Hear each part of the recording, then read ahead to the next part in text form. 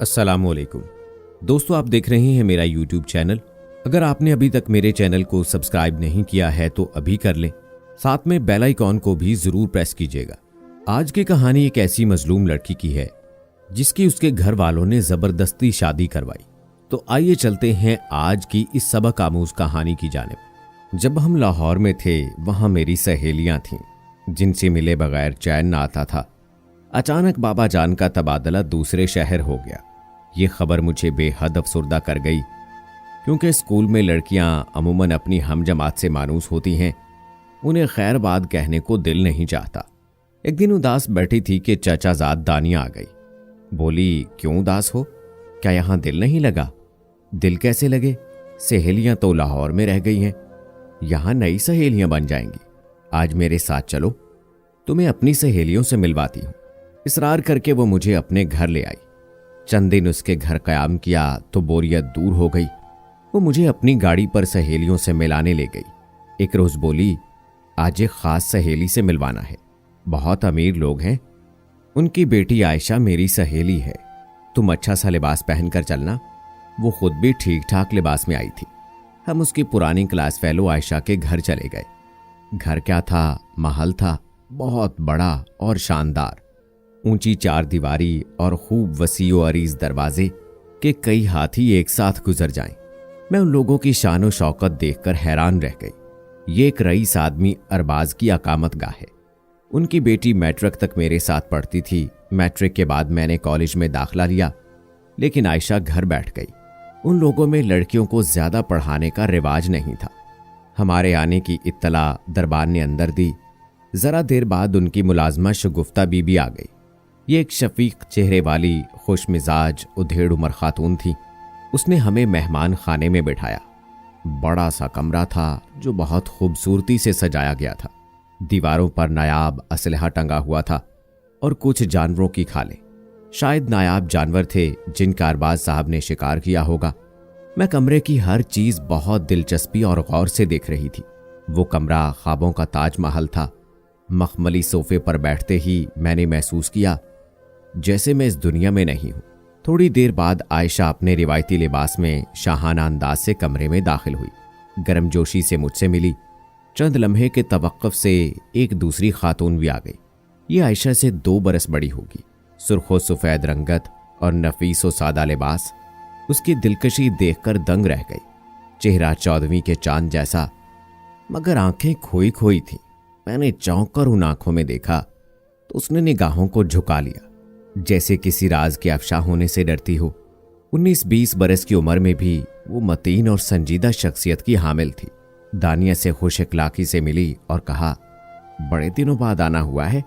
जब से कॉलेज में दाखिला लिया है ज्यादा वक्त पढ़ने में गुजरता है। जी तो चाहता था मगर नहीं आ सकी। आज अपनी कजन को आप लोगों से मिलाने लाई हूं। दानिया ने मेरी तरफ इशारा किया। तभी गुलनाज ने मेरी जानिब कदम बढ़ा दिए और रिवायती अंदाज से गले से लगा लिया। उसके लिबास से ऐसी खुशबू आ रही थी कि मेरी रूह तक मुअत्तर हो गई। यकीनन ये कोई बेहद कीमती और नायाब सेंट था।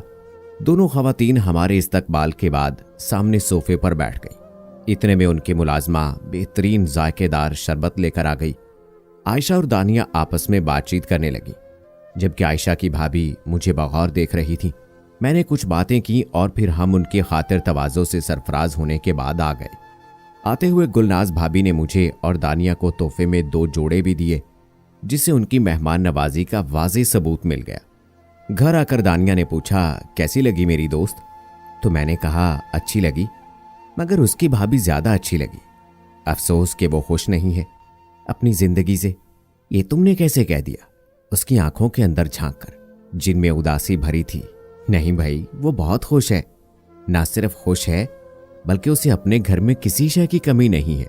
वो तो साफ जाहिर है कि कमी ना होगी, लेकिन दिल की खुशियों का ताल्लुक मादी दुनिया से नहीं होता। ज्यादा फलसफा ना भगारो, भला वो क्यों खुश ना होगी? दानिया ने बड़े यकीन से कहा, मैं सच कह रही हूं, तुम मुझे उसके बारे में जरा तफसील से बताओ। मैं उसके बारे में कुछ नहीं जानती। बाल की खाल मत उतारो।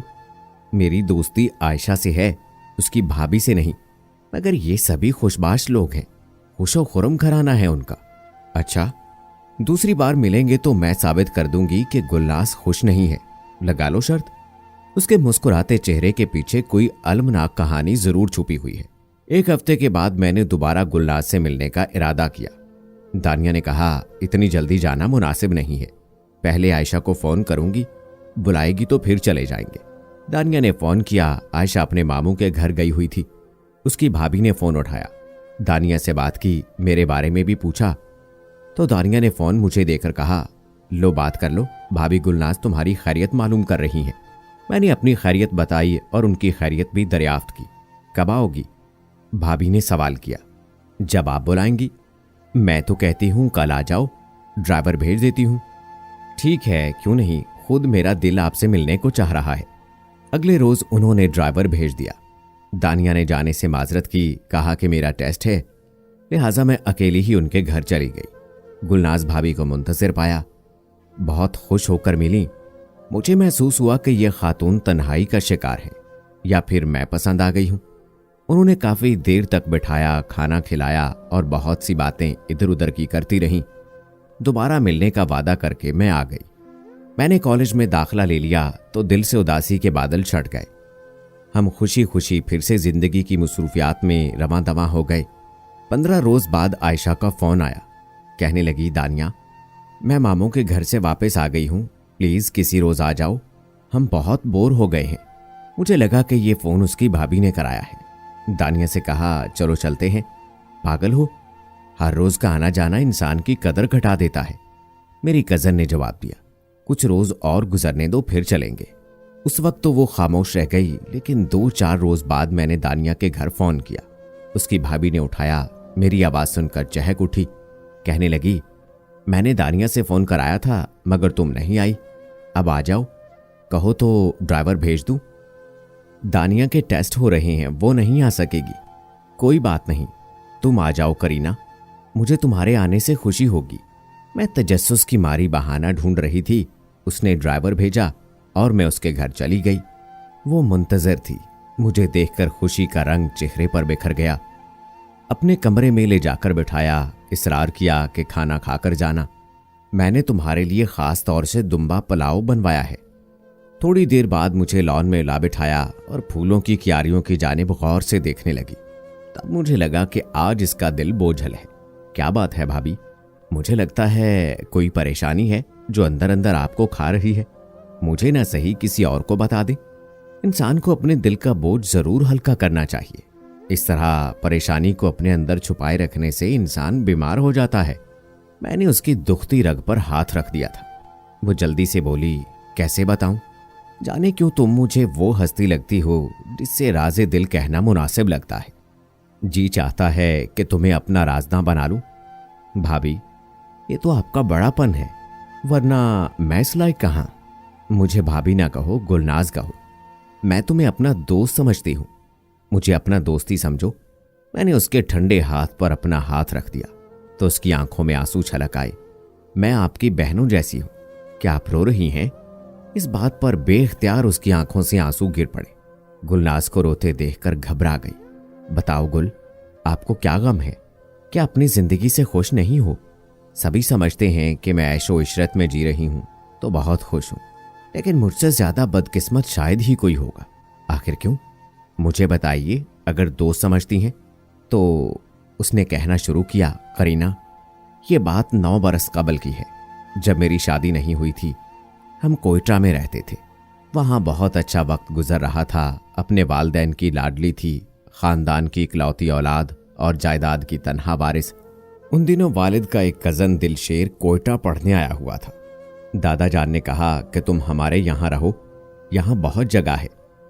उन्होंने उसको मेहमान खाने में ठहरा दिया। मैं 12 साल की थी और मेहमान खाने चली जाती थी। वहां वो पढ़ रहा होता, मैं उसे एक मासूम बच्ची की तरह महवे गुफ्तगू हो जाती। तरह तरह के सवालात करती, वो हर सवाल का जवाब देता। अम्मी जान मुझे उसके साथ बात करने से मना नहीं करती थी। जब मैं 13 बरस की हो गई, अम्मी जान को एहसास हुआ कि अब मुझे मेहमान खाने की तरफ नहीं जाना चाहिए, लेकिन मुझे दिलशेर अच्छा लगता था तो मैं मौका मिलते ही उसकी तरफ जा निकलती। लगता कि जैसे हम दोनों दोस्त हों। मैं इतने बड़े घर में अकेली होती, कोई सहेली या बहन हत्ता कि हम उम्र भी कोई न था, कोई मुझसे बातें करने वाला नहीं था। रफ्ता रफ्ता वो मेरे जहन में बसने लगा। इतनी मासूम थी कि जीवन साथी का मतलब नहीं समझती थी। घर में सभी लोग उसे पसंद करते थे, लेकिन मैं उसकी दीवानी थी। जब तक उससे बात ना कर लेती चैन ना आता। 1 साल और पलक झपकते गुजर गया। मैं कुछ और समझदार हो गई। 15 बरस की हो चुकी थी। एक रोज दादा जान से वालदा ने पूछा, क्या आपने शादी की तारीख पक्की कर दी है? मैंने चौंक कर पूछा, अम्मा जान, किसकी शादी? वो बोली, तुम्हारी शादी, तुम्हारे चचा के बेटे करीम के साथ। मगर अम्मी, मैं तो अभी छोटी हूं। बेशक, लेकिन ये तुम्हारे दादा जान की ख्वाहिश है, क्योंकि वो बूढ़े हैं, बीमार रहते हैं, अपनी जिंदगी में पोते और पोती की शादी करने के आरजूमंद हैं। तुम्हारी शादी हो गई फिर भी रहोगी हमारे साथ। लेकिन माँ, मैं तो नहीं करना चाहती शादी करीम से। माँ मुझे बाजू से पकड़कर दूसरे कमरे में ले गई। गुलनाज, तुमने ऐसी बात क्यों मुंह से निकाली? क्या तुम हमारी और अपनी खुशियों पर पानी फेरना चाहती हो, या किसी बेगुनाह की जान लेने का इरादा है? उनका इशारा दिलशेर की तरफ था। मैंने बेलिहाज होकर कहा, क्यों, वो क्या बुरा है? वो तो पढ़ रहा है, डॉक्टर बन रहा है। माँ ने मेरे मुंह पर हाथ रख दिया। बोली, वो तुम्हें क्या खुशी देगा जो तुम्हें अपने चचा की बहू बनकर मिलेगी? अपनी खानदानी रिवायतों को खाक में मत मिलाओ, क्योंकि तुम्हें अपने दादा और बाप की विरासत मिलनी है। ये हमारे खानदान का तुर्रा इम्तियाज है कि घर की दौलत घर में रखनी होती है, जायदाद अगले घर मुंतकिल ना होनी चाहिए। तुम समझ रही हो ना मेरी बात? बुजुर्गों के इस फैसले को कबूल कर लेने में ही हमारी और तुम्हारी बका है। मुझे किसी की बका से गर्ज नहीं, अपनी खुशी पूरे होते देखना चाहती हूं। आज जो कुछ तुम्हारे पास है, क्या तुम ये चाहती हो कि कल ये सब तुम्हारे पास ना रहे? अम्मा, मुझे दिलशेर पसंद है, उसके साथ खुश रहूंगी। दौलत के ढेर में मर मर कर जीना पसंद नहीं है। ठीक है, मुझे इस बात पर गौर करने दो। उस वक्त ये कहकर उन्होंने मुझे खामोश कर दिया। अगले रोज का जब सूरज तुलू हुआ तो दिलशेर हमारे घर मौजूद ना था। उसे माँ ने मेहमान खाने से रुखसत कर दिया था। उसके साथ ही उन्होंने वो रास्ता भी बंद करा दिया जो घर से मेहमान खाने की तरफ जाता था। मैं बहुत रोई। रोने की एक हद होती है, उसके बाद आंसू भी खुश्क हो जाते हैं। तब इंसान आहिस्ता आहिस्ता घुलने और मरने लगता है। जब दिलशेर पर अचानक ये अफ्ताद टूटी कि उसे हॉस्टल मुंतकिल हो जाने का कह दिया गया, तो उसने किसी तौर मुलाजमा शगुफ्ता बीबी से राब्ता किया और वजह दरियाफ्त की। उसने उसे बताया कि गुलनाज बीबी अपने चचा जाद करीम से शादी से इनकार कर रही है, क्योंकि वो आपसे शादी की आरजूमंद है। एक बार चंद मिनट के लिए मुझे उससे मिलवा दो, मैं उसको समझाता हूं। उसने मुलाजमा के आगे हाथ जोड़े, वरना वो नादान घुल घुल कर मर जाएगी। तरस खाते हुए मुलाजमा ने मुझे दिलशेर से मिलवा दिया। क्योंकि वालदा घर में मौजूद ना थी, उसे देखते ही मैं रोने लगी। उसने कहा, मैं अपनी किताबें ले जाने के बहाने आया हूं, थोड़ा सा वक्त है, तुम उसे रोने में जाय मत करो, कुछ बात करो। मैं हर सूरत तुम्हारी दुल्हन बनना चाहती हूं। जाकर अपने माँ बाप को राजी करो और उन्हें दादा जान के पास लेकर आओ, वरना ये लोग मेरी शादी चचाजाद से कर देंगे। तुम्हारी जुदाई का दुख बर्दाश्त ना कर सकूंगी। मैं आंसू बहा रही थी और वो परेशान था। उसने कहा, गुलनाज, रो मत, आंसू पूछ लो। वादा करता हूं कि अपने वालदैन को जल्द से जल्द लेकर आऊंगा, तुम तसल्ली रखो। ये कहकर वो चला गया। उसने वालदैन को राजी किया। वो गांव से बड़ी दिक्कतों के बाद यहां पहुंचे थे। उनको दादा जान ने मेहमान खाने में ठहराया। आने का सबब बताया तो दादा जान ने उनकी दरखास्त को रद्द कर दिया। कहा कि यह मुमकिन नहीं है, मैं अपने बेटे और पोते पर आप लोगों को तरजीह नहीं दे सकता। उन दिनों मुझे फूफी के घर भेज दिया गया था। मैं वापस आई, सवाल किया, शगुफ्ता, क्या उसके घर वाले आए थे? उसने खौफ के मारे झूठ बोल दिया कि वो नहीं आए। मैं इंतजार करती रह गई, यहां तक कि बुजुर्गों ने अपनी मर्जी कर ली और मुझे जबरदस्ती करीम की दुल्हन बना दिया। जब से अब तक यहां हूं, दोबारा मैके जाना नसीब नहीं हुआ। दादा वफात पा गए और वालदा आकर मिल जाती हैं। इस दुख को अपने दिल में छुपा लिया, मगर ये दुख मुझे तकलीफ देता रहता है। किसी से अपना गम बयान नहीं कर सकती कि मैं यहाँ नाखुश हूँ। जाने क्यों तुम्हें देखा तो सोचा कि तुम जैसे गमगुसार की जरूरत थी मुझे। जो होना था हो गया, अब दुख महसूस करने से क्या होगा गुलनाज बीबी। मैंने उसे समझाना चाहा। वो बोली, ये राज जो मेरे दिल में है मुझे जख्मी करता रहता है। सिर्फ ये जानना चाहती हूं कि क्या दिलशेर मेरे वालिद के घर अपने वालिदैन को रिश्ते के लिए लाया था या नहीं। सिर्फ इतना जानना चाहती हूं, काश कोई मुझे उसकी खबर ला दे। ऐसा तो कोई काबिल भरोसा दोस्त और हमदर्द ही कर सकता है। क्या तुम ऐसा कर सकती हो? मुझे तुम पर भरोसा है। गुलनाज के सवाल ने मुझे परेशान कर दिया। लगा कि मेरे पैरों तले से जमीन सरक रही हो। मुझसे ठीक तरह बात ना हो पा रही थी। बड़ी मुश्किल से खुद को संभाला और कहा, तसल्ली रखो, मैं इस बारे में सोचकर बताऊंगी। लेकिन सोचना क्या, इसके बाद डर के मारे मैंने फोन किया और नौस के घर गई। उसे मिलने से बाज आ गई। कहां तो गुलनाज से मिलने के लिए बेकरार रहती थी, मगर उसके इस सवाल ने मुझे उससे बहुत दूर कर दिया। अब मैं उससे दूर ही रहना चाहती थी। दानिया से कहा कि अगर गुलनाज मेरे बारे में पूछे तो कहना कि वो लोग वापस लाहौर चले गए। मैं गुलनाज की गमगुसार नहीं बनना चाहती थी, क्योंकि मैं उसका दुख बांट सकती थी और न उसकी कुछ मदद कर सकती थी। भला फिर मैं किस तरह उसकी गमगुसार बनती। उसने कई बार ड्राइवर को भेजा, मैं न गई। यूं दिन पर दिन गुजरते चले गए, यहां तक कि साल गुजर गया। यकीनन वो मेरी तरफ से मायूस हो गई होगी। एक दो बार दानिया ने भी इसरार किया कि गुलनाज फोन करके तुम्हारे बारे में पूछती है, चलो उसके पास चलते हैं। उसे तो कहीं आने जाने की इजाजत नहीं है, हम पर तो पाबंदी नहीं है। मैंने इनकार कर दिया। दानिया हैरान थी कि पहले तो मैं उसके पास जाने के लिए इसरार करती थी, अब इनकार करती हूं। क्या वजह है? वजह मैं उसे नहीं बता सकती थी कि गुलनाज का मंदमिल जख्म जो मैंने अपने हिस्से जुस्तजू की वजह से कुरेदा था, वो फिर से हरा हो गया है और उसे बहुत तकलीफ दे रहा था, और मैं उसके जख्म पर मरहम नहीं रख सकती थी। वो एक बड़े आदमी की बहू थी। उसकी दोस्ती की मुतहम्मिल होना एक दुश्वार अमर था, और उसकी गमगुसार होना बड़े हौसले की बात थी, क्योंकि किसी के राज को राज रखना बड़ी बात है, बजाय गमगुसार होने के, वो भी एक शादीशुदा औरत की।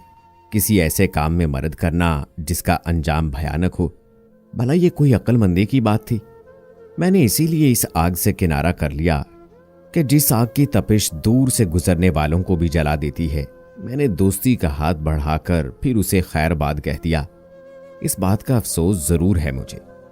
मैं उसकी कोई मदद नहीं कर सकती थी, क्योंकि उसकी मदद करना मुझे महंगा पड़ सकता था। आखिर मैं भी लड़की थी। इसके बाद गुल की जिंदगी कैसे गुजरी नहीं जानती।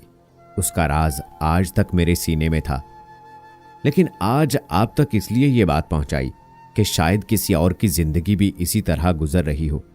मुझे सबको ये पैगाम देना है कि खुदारा जायदाद और वरासत को घर में ही रखने के लिए किसी की जिंदगी भर की खुशियां ना छीने।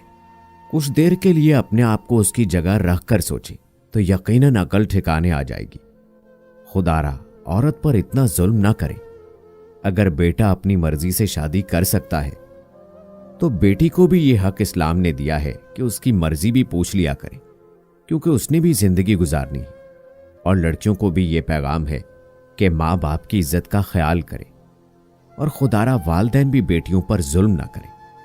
दोस्तों, आखिर औरत ही जुल्म का शिकार क्यों होती है? हम कैसे अपने मुआशरे में बेहतरी ला सकते हैं? आप अपनी राय कमेंट बॉक्स में जरूर दें। मिलते हैं अगली वीडियो में, तब तक के लिए मुझे इजाजत दें। अल्लाह हाफिज।